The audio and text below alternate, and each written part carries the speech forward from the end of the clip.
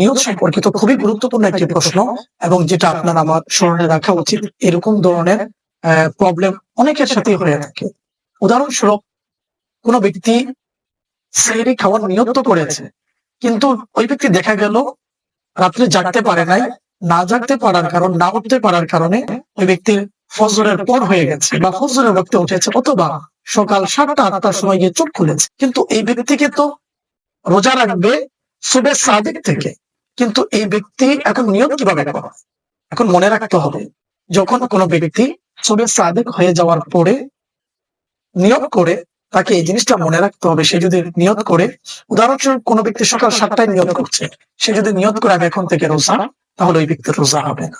তাকে নিয়ত করতে হবে, আমি আজকে সুবে সাদিক থেকে, অর্থাৎ ফজর যখন রক্ত হয়েছে ওই সময়কে সুবে সাদিক বলা হয়, আমি সুবে সাদিক থেকে রোজা, অর্থাৎ আমি একদম সকাল থেকে, অর্থাৎ যখন থেকে রোজার রক্ত হয়েছে, সময় হয়েছে, তখন থেকে রোজা। কোন ব্যক্তি যদি বলে 7টা থেকে রোজা, তাহলে ব্যক্তি রোজা হবে না। সারাদিন যদি সে ব্যক্তি উপবাসে থাকে, তার রোজা হবে না। তো এই জন্য যদি কোনো কারণে আমরা উঠতে লেট হয়ে যায়, আমরা এই জিনিসটাকে খেয়াল রাখতে হবে।